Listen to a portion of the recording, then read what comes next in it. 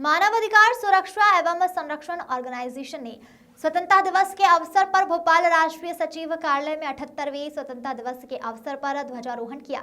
वक्ताओं ने आज के दिन के महत्व को बताते हुए पुरुष आयोग कितना आवश्यक है, समाज को इसकी आवश्यकता क्यों है, इस पर भी वृहद चर्चा की।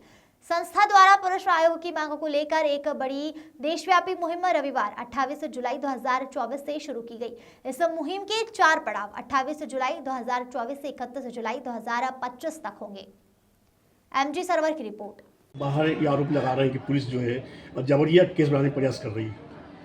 ये जो है मल्टी में फिलहाल दारू पकड़ी है, कुछ पार्टियाँ गई थी और वहाँ पे जो अवैध शराब चुका ड्राई डे भी है और वहाँ पे अवैध शराब बिक रही थी, तो 2 लोगों पे कार्रवाई की है, 2 केस बनाए हैं। इसी के बचाव में जो है एक पक्ष आया है अभी, जिसमें एक जीत विशोदे हैं जिनका आपराधिक रिकॉर्ड भी है, गुंडा सूची में भी है और उनके द्वारा जो है दबाव थाने में कुछ लोगों को लाके दबाव बनाया जा रहा है कि वो केस वापस लें। उन्होंने कहा कि कोई फोटो जारी किया है, वीडियो उसमें दिखाया कि पुलिस गाड़ी पे बोरी रख के फोटो खींचने का प्रयास कर रही है। नहीं ऐसा नहीं है, वो जो लीगल कार्रवाई है वो की गई है।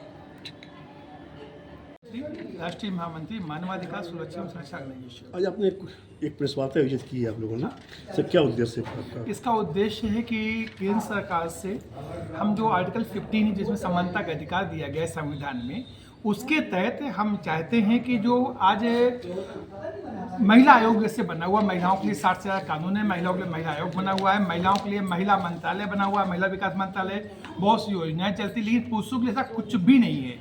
तो आज पुरुष भी प्रताड़ित हो रहे हैं, तो पुरुषों के लिए भी कानून बनाया जाए, पुरुषों के लिए पुरुष आयोग बनाया जाए। सरकार बार बार समानता की बात कर रही है, बार बार अधिकारों की बात कर रही है, हाँ। फिर क्या विडम्बना है कि आप जैसे लोग मौजूद हैं जो बुद्धिजीवी हैं, फिर सरकार को अब नींद से नहीं जगा पा रहे हैं।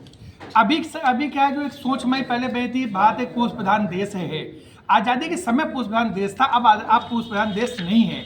अब सरकारों का रुझान महिलाओं का वोट खींचने चक्कर में ज़्यादा रहता है, जिससे महिलाओं के लिए बहुत कानून आए, लेकिन जो प्रताड़ना है वो शायद सरकार तक पहुंच नहीं पा रही है या सरकार उस पर ध्यान नहीं दे रही है, जो भी रीजन हो। लेकिन हमारी सरकार 2 मांगे हैं इसमें। पहली मांग है कि आप पुरुष आयोग बनाइए महिला आयोग की तर्ज पर। दूसरी है कि महिला कानून को और सख्त करिए। अब मुझे कोई एतराज नहीं है, लेकिन महिला कानूनों में एक प्रावधान जोड़िए, यदि कोई महिला किसी पुरुष पर झूठा केस दर्ज करती है और माननीय न्यायालय द्वारा वो झूठा साबित कर दिया जाता है, तो उस महिला को वही सजा मिलनी चाहिए जो पुरुष को सही साबित होने मिलती उसको। तो क्या अभी आरोप लगा रहे हैं कि सरकार सिर्फ महिला को देखकर ये पुरुष पर अत्याचार कर रही है?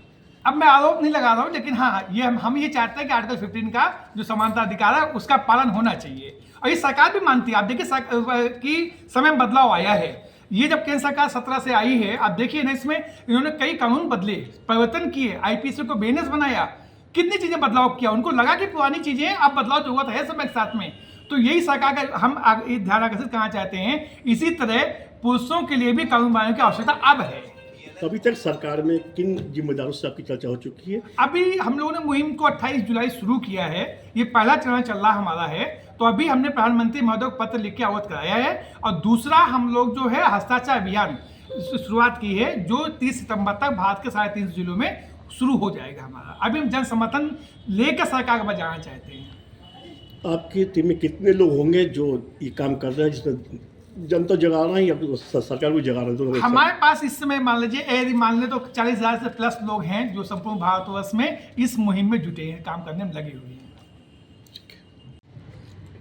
मैं सुलक्षणी त्रिपाठी, प्रदेश महिला अध्यक्ष, मानवाधिकार सुरक्षा एवं संरक्षण आयोग से।